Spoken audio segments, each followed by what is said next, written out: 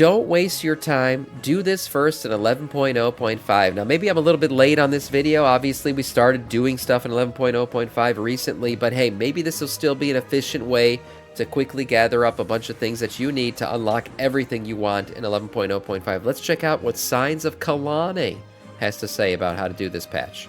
Hey folks, this is Kalani. Patch 11.0.5 and WoW's 20th anniversary event are finally here. There's a lot of new content you can take part in to celebrate 20 years of Warcraft, with a whole bunch of rewards to buy with your Bronze Celebration tokens. Drakthir can play as new classes, there are some huge class changes to get used to, and a lot of weekly content will be more rewarding now. Oh, yeah. So let's go over everything there is to do in patch 11.0.5, how you can earn Bronze Celebration tokens quickly to purchase all the rewards you want, and what we think you should focus on first. Now before we jump in, be sure to hit up that like button and subscribe so you never miss another video. When you first log in after the patch goes live, you'll be welcomed with a brand new quest called Another Timely Invitation, which is summoning you down to the Caverns of Time to take part in the newly revamped anniversary celebration. So that's going to be our first port of call. Remember that there are portals directly to the Caverns of Time in your capital city portal rooms. I actually almost forgot this yesterday when we went here. Easy.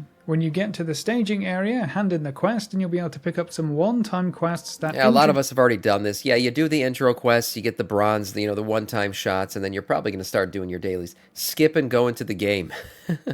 Introduce you to key NPCs and vendors in this area hub. You did an entirely Drakthir group yesterday. Yeah, a lot of people are going to convert to Drakthir. They also have a mastery buff. That's like one of their racials. So if you're a mastery class, that's good. They also have their knockback, avoidance ability with their glide stuff and everything. So there's some really good things about Drakthir in terms of their racials that I think people are going to want to try out. Quests also reward you with a super special currency, the Bronze Celebration token, which we'll be using to buy shiny rewards throughout the event. The first quest rewards you with 3 tokens, and the second one rewards you with 5 tokens, so that is a very quick 8 one-time tokens you'll want to pick up, and the quest also highlights the most important vendors for you so you're not gonna get lost. The same NPC also has a daily quest that rewards you with some more bronze tokens, as well as a 10% rep gains and experience gains. Yeah, that's right. I forgot about the rep gain. 12 hours. Do note that while the event lasts, we'll have a passive 10% buff for the same thing, so this just adds on top of that to give us 20% for 12 hours. Make sure you are completing this daily quest and earning that extra 10% buff on any characters you plan on doing some leveling or rep farming on. The extra bonus will make things go by so much faster. But if you're mainly interested in the bronze tokens in the event rewards, you should know that only the first time you complete this quest per week seems to reward you with the tokens. You can complete it every day for the rep and XP bonus, but the Bronze Celebration token reward is once per week. Right, that makes sense. You can fill up the bar for your daily quest by taking part in any of the fun events in the event area, like the Mount Competition, the So far I like these events, honestly. There's a little timer. I'm glad Blizzard finally added one of those in. There's a little thing at the top of your screen that'll tell you when the next event is starting, so you don't need an add-on finally to actually trigger this shit. And then you just run around and do them. It was actually pretty fun. We did the mount-off thing.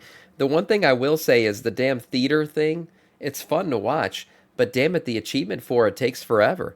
You gotta, first of all, you can't cheer multiple times. And by the way, you gotta do the achievement to get that big Phoenix Boy Frosty mount. You got to do the cheers, and you got to wait for the next show to start, and you're limited on how many cheers you can do. So that, honestly, that achievement's probably one of the more annoying ones you have to do. Yeah, the event announcements are good. Yeah, they're great. It's a nice thing. Alzheimer's strikes again. Competition the mount-off and was pretty listening fun to the too. Storytime event. You can find a note at the top of your screen which will tell you which event is coming up next, and if you hover over it, it will give you a rough time estimate until the next event starts as well. Good quality of life thing there. These events aren't all too efficient though. They only give you 5% towards the completion bar, and you have to wait a long time between them. They also don't have any specific rewards tied to them. You don't get any extra celebration tokens or anything else for taking part. They're mostly just there for fun. Thankfully, we have plenty of other ways to complete that daily quest, and we can work towards some very important weekly quests at the same time. Yeah, the good thing is all these weekly quests and everything, while you're doing your typical anniversary stuff, you're also going to be getting your caches, right? So you're going to get your Dark Iron treasures and all that, and you could probably get some coffer keys out of these if these are your first ones for the week. So that's good, go back and do your delves and everything else.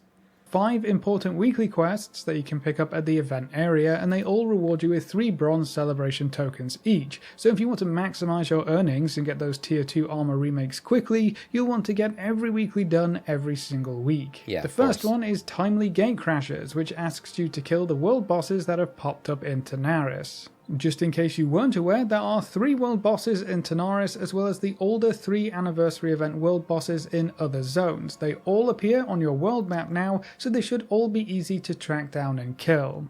The world bosses in Tanaris also have a chance to drop their respective rare mounts, so you'll have one more chance to get things like the Grand Black War Mammoth or the Heavenly Onyx Cloud Serpent. Yeah, the War Mammoth's bosses a big can also one. drop item level 590 veteran gear, so they can be a good option for helping to gear up some of your characters too. Each world boss will also give you 10% towards your daily quest completion bar, so completing that weekly quest will get you I didn't know that. So wait, the celebrating good fun, you'll get 10% for every boss 30% kill? total. The next weekly quest is for pretty good. classic time walking. We have a new time walking event with some older classic dungeons being thrown into the mix. The weekly quest rewards you with another 3 tokens, and it asks you to complete 5 time walking dungeons. These dungeons are pretty much the same deal as these dungeons are an absolute face roll. Yesterday, you guys saw I was pulling the entire dungeon up to every boss. So I just take all the pulls for the entirety of the dungeon up to the boss. We kill the boss, then I go all the way to the next one. And I just continually pulled the whole thing. These are hyper undertuned, I guess. any other time walking If you're dungeon, decently except geared. the scaling works a bit differently now that we're in patch 11.05. So the dungeon is now scaled to us, I believe, rather than us being scaled down to the dungeon. It felt That's pretty right. much the same though, so clearing through 5 time walking dungeons should be fairly easy and straightforward. You can collect time warp badges, some lower item level gear, and they will also be great for leveling quickly if you still have some alts to level. Each time walking dungeon also provides you with 30% towards your daily progress bar, so running these could be a great way to get that daily done very quickly. The next weekly quest is for the revamped Blackrock Depths raid. The raid has 8 bosses total, Yeah, we're most doing of this which will be today. familiar if you've played for any length of time, but they have some new mechanics to keep you on your Did toes. somebody say LFR in this was a complete shit show? I've heard that the first boss is like harder than some of the bosses in Narubar Palace right now. I don't know why, but I guess this thing is a bit overtuned. So get ready to get your asses handed to you. You can queue into the raid on LFR mode, and it's also available on normal and heroic mode too. Each boss Pure you kill chaos. is worth 5% for your daily quest, and to complete the weekly quest and earn those celebration tokens, you need to kill the last boss and get an item from him.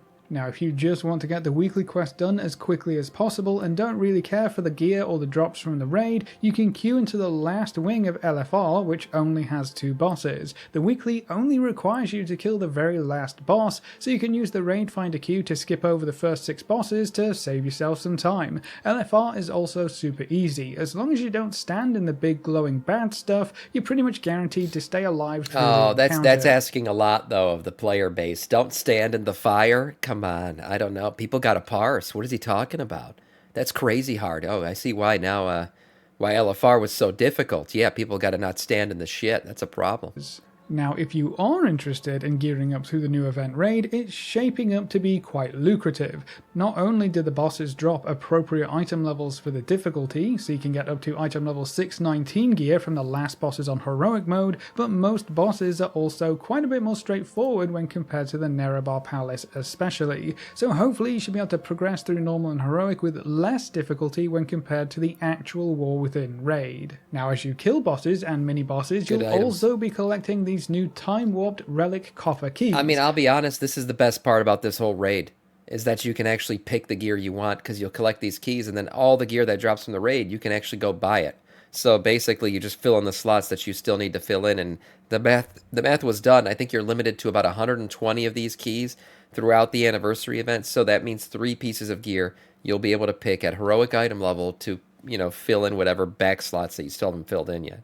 I kinda wish they used a different name because they have absolutely nothing to do with delves or Yeah, I actual know. coffer keys, Coffer key but shit these again. keys can be traded into vendors right next to Moira in the event area. You can trade 40 keys in for almost any item in the Blackrock Depths raid that you want. So if there's a special trinket or weapon or ring that's best in slot for you now, you should be able to buy whatever you want directly from these vendors if you aren't lucky enough to get it from the raid. Each boss also seems to drop 5 keys, with mini-bosses dropping 3 each, so if you can full clear the raid, you should be able to pick up a piece of gear from these vendors every week. The last bosses also do drop higher tiers of crests, for 3 so you weeks should though. be able to get ruined crests or normal. Like I said, there's a cap on those, 120, so you can't just continually farm that shit for that gear. And gilded But the gear can drop from the raid too. You don't just have to use the keys to buy the gear. crests on heroic for the last bosses specifically. So between the gear drops, the gear vendors, and the extra crests, taking part in the Blackrock Depths raid won't just be good for celebration tokens, it can also be a great source of gear and upgrades as well. There is also a one-time quest you can pick up for the Blackrock Depths raid that rewards you with another 5 bronze tokens, so be sure you pick that up before you go venturing into the new event raid. Definitely. You can also take part in the Codex of Chromie scenario. The weekly quest rewards you with yet another 3 celebration tokens, and you just have to complete a quick scenario with Chromie. Yeah, I haven't done this yet. You can queue into this scenario by using the Dungeon Finder tool. Just look for the Codex of Chromie. How long did this scenario take you guys? Some of you guys do it already? How long does this thing take? And can you do it like in a full-blown raid, or do you got to queue by yourself? Because I feel like not long. Okay. Maybe we'll get it done at some point. The scenario has you chase down some time anomalies and help Chromie set everything straight. You can get lower item level gear and lower tiers of crests from this scenario, so it's not super worthwhile past the weekly quest for the most part. So 15, it's like a delve kind of. I guess you could compare it to that in terms of timing, 10 to 15 minutes ish. And then the last weekly quest is the Corax Revenge, which asks you to earn 500 honor in the Corax Revenge Battleground. Oh, you yeah, can find this battleground at the bottom of the PvP menu. Okay, the Corax Revenge, though, I heard could take like a very long time. I actually heard this thing, you'll be in here for quite a while sometimes. Yeah, this if you want to skip it, you can. You'll still get your tier set next week. You don't need these bronze tokens, but I heard that this thing could be intense. Complete quests, kill players, capture graveyards, all the usual old Alterac Valley stuff will earn you honor to complete this quest. With all 4 the hours activities also contributing to your daily 4 hours? You came back 4 hours later and that shit was still going? What the hell? Can take a while to get 500 honor? You basically don't really need to worry about the daily. Won't do that. Just make sure you're doing enough to fill up the bar and then remember to hand it in. This also kind of makes the mini events like Storytime and the Mountain Transmog competitions not really worth your time unless you just want to show off your collections and have fun. So don't try to get every event out. Yeah, he doesn't have it. What a loser. Just work on the weekly quests and your daily will basically complete itself. He didn't get Keystone Master for Season 4. It's also important to note that while the weekly quests can be completed on multiple characters, only the first character will get the celebration token reward. Every character after that will get time warped badges instead, so you can't use alts to farm tokens from the weekly quests this time around. Now, all of the weekly quests also reward you with boxes of gear. The raid quest is separate from the others and will always reward a piece of normal raid gear at item level 597 or above from the Blackrock. One thing he didn't mention that I actually like a lot about all these events right now is these. I need Valor Stones. I still need Valor Stones. I'm still upgrading gear a lot. So this event has been a nice source of Valor Stones for me. And you get some Harbinger crests too. That's raid. Every other weekly quest is going to reward you with a cache that contains a piece of champion gear in the first one you get for the week, and then the rest will contain veteran gear. So the first one will be good for gearing up still, but the rest will only have veteran gear, so that might not be quite as useful for a lot of folks. You will still want the bronze celebration tokens either way, but you can use this event to help gear up your alts as well. Right about now would also be a great time to check out the various vendors to see what rewards you might want to focus on. I know the one most folks are excited about is the Tier 2 Armor Set vendor. There is a set for every class here, and the first one that you buy will cost you 60 tokens. The second one will cost you 40 tokens, and then after that the rest are going to cost you 20 tokens each. So you'll be able to pick those up faster and faster as the weeks go by.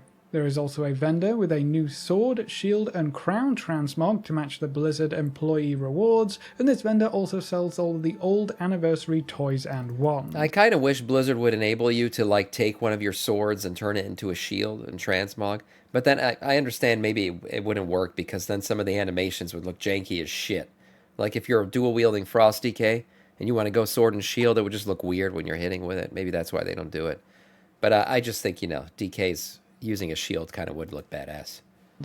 This vendor is going to sell some old pets from previous anniversary event years. There used to be mounts on here as well, but they were removed just before the patch went live, so we may see them come back sometime later in the event. We'll just have to wait and see. And then the new classic time walking vendor has new mounts and a whole bunch of transmog for you to pick up too. You can also buy reputation tokens for old vanilla factions if you want to get those quickly to exalted without having to go through the big grinds. So that's all of the new content you can do in the patch to earn celebration tokens, but they're also available from Khazalgar weekly activities as well. For starters, we have multiple weekly quests in Dornogal in the new patch, so you can pick up the World Soul quest, the Titan Fragment quest, and the Delve weekly quest all at once. Yeah, you could completely avoid the orgy that is the anniversary event in Tanaris and still get bronze tokens right now just by doing your typical Khazalgar quests. To reward you with 3 bronze celebration tokens when completed. That's not all though, all of the usual weekly activities also reward tokens, so things like the Theatre Troupe in Dornogal, that's going to give you 1 event token per week.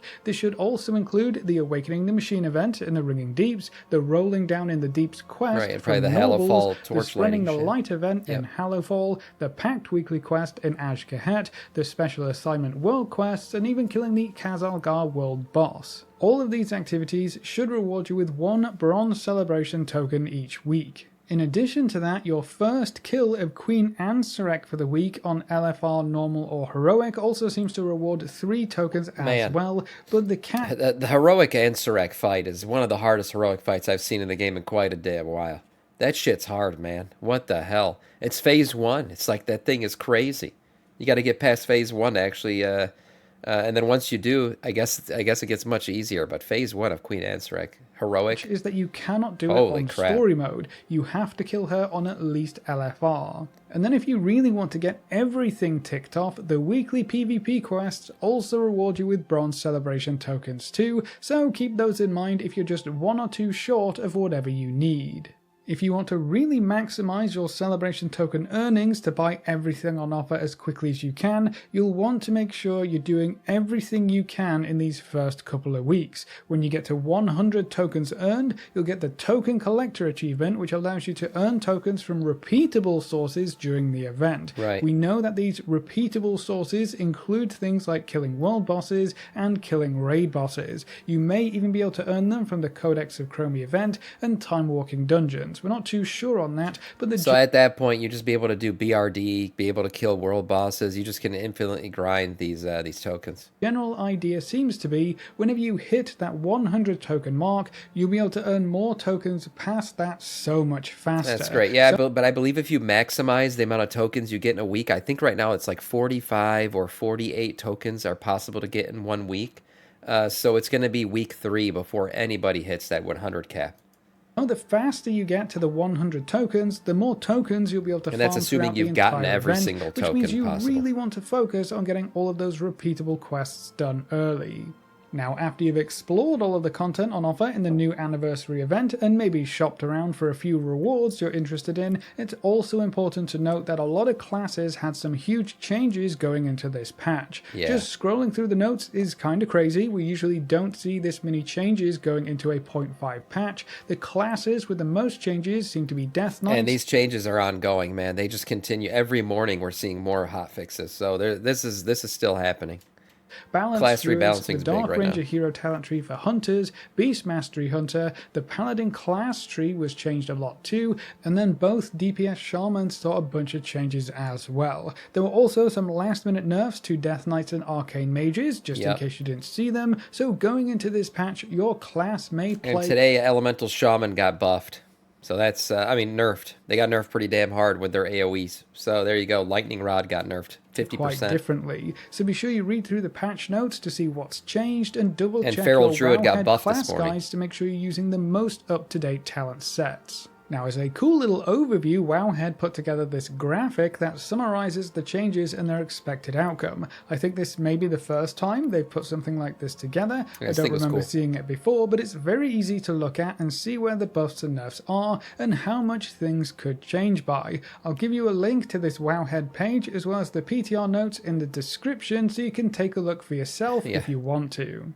Something else that's new in 1105 is that you can now create other classes as the Dracthea race. So be able to make a warrior, hunter, mage, rogue, priest, or warlock. So that really opens up what you can play as a Dracthea moving forward. Non-evokers will also be able to choose to stay in their visage form while in combat, so you don't have to run around or be in combat as a dragon all of the time if you don't want to. Dracthea have some pretty fun and powerful racials, so Yeah, it'll they be do. interesting to see if we see more of them running around with this change in place. Who was it? Canisia said that she had a full group of Dracthyr yesterday. Also, various other updates to Sure, we'll user see more of that. interface, bits and bobs, and more accessibility options. But one fantastic change that I want to highlight is that we will now be able to use materials that are in our warband bank on crafting orders. So that is one huge pain in the butt removed for crafters. Yep. I'll have the patch notes linked in the description so you can go over anything specific by yourself. But that's everything there is to do in patch 1105 and what we think you should get done first.